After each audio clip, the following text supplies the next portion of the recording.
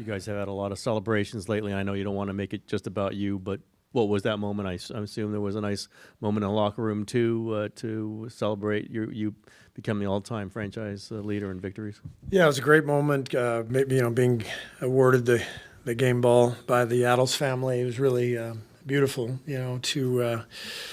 To sort of be honored by their presence, and obviously Al Adels is Mr. Warrior forever, and the record.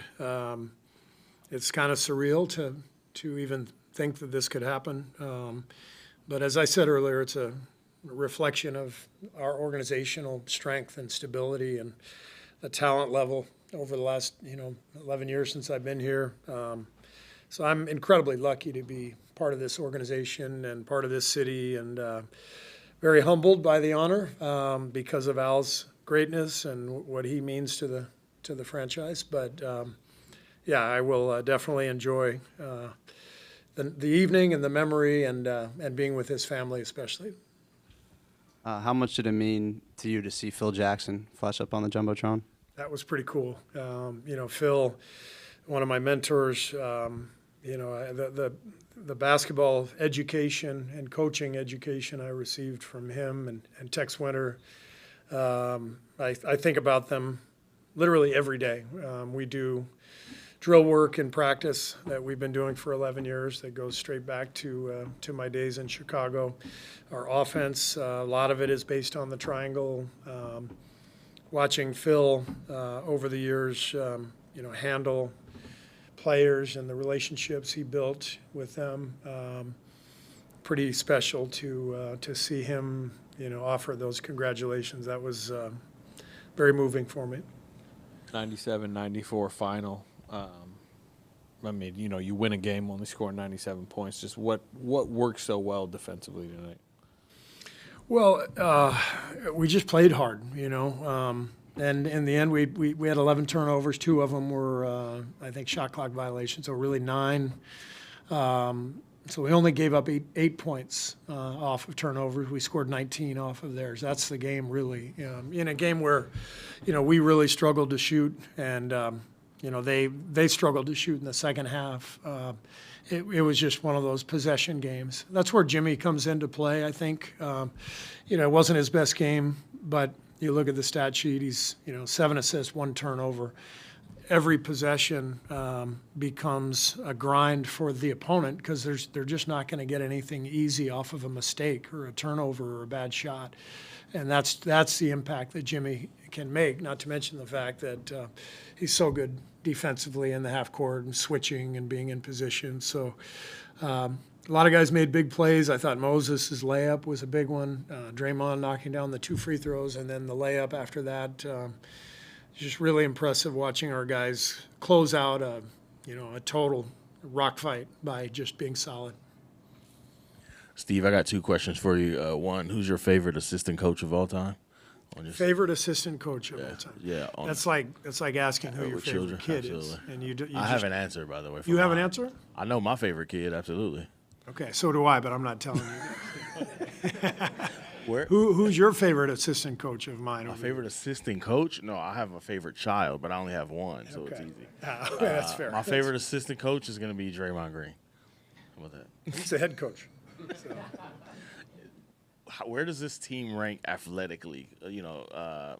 Just explosion, physicality. It feels like you have a lot of that length, physicality, explosion. Is this probably the most athletic you've been?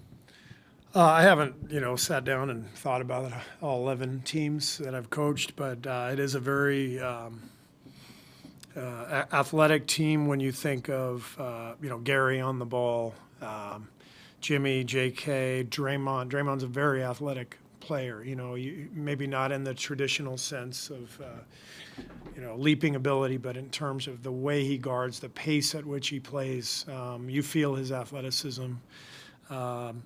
So we got a great roster, we really do, and I give Mike Dunleavy a lot of credit for putting this thing together over the last year, painstakingly, one step at a time. But think about him drafting BP and Quentin, in these last 2 drafts, the impact those guys are making, the trade for Jimmy,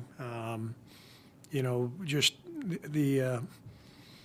the development of our young guys, seeing Moses, JK come along is very gratifying. And this stuff doesn't happen overnight, but that's why I mentioned the organizational stability and strength. I just think that I think over time, this group, who I work for and have worked for in the past, they've continually made great decisions to build really good rosters.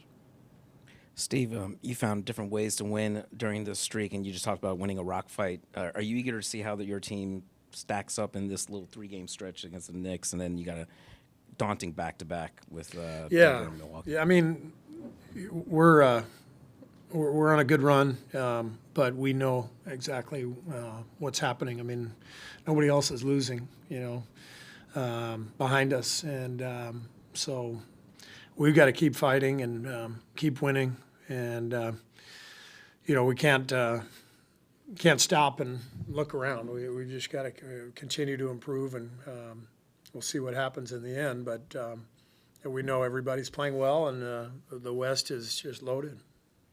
How integral has Moses been just in this run with him solidifying himself in this role? Moses has been huge. I thought, that layup was the shot of the game, when he snuck around the defense. But it's his defense. He's really taken on the role of guarding the opponent's best player or, point guard, ball handler. He's done it night after night. He's embraced it. I think one of the reasons we felt so strongly about, locking up Moses this past fall was just the character piece, how hard he plays, what a great human being he is, and then you look at the length and the shooting ability. I mean, he's clearly a guy who can have a long career in this league. But I admire him so much because of his fortitude, his resilience over the years. It's not easy being a young player coming to a great team and trying to find your way. And he's a metronome. He's like a young loon. He just puts in the work every day. Total pro. Steve, it took me a while. I found the photo I took of you when you dressed up like Al in October 2017. You just called this a surreal moment. Is it because it's Al, someone who gave 60 years to this franchise? Is it because you've been doing it 11 seasons after a career change to come to coaching, or is it just a little bit of all of that? I mean, honestly, what I just thought about just now as you said that is, growing up in L.A. in high school, as a Laker fan, and hearing Chick Hearn, talk about Al Attles on the sidelines, like that was, watching him on TV, watching their championship, in '75. I mean, he was an iconic NBA figure, and so I didn't even think I could ever coach in the NBA, and so when you sort of put it all together and then end up here and then passing this icon, it makes no sense. So I'm very, very blessed to live the life that I do and to have been on this path with so many wonderful people.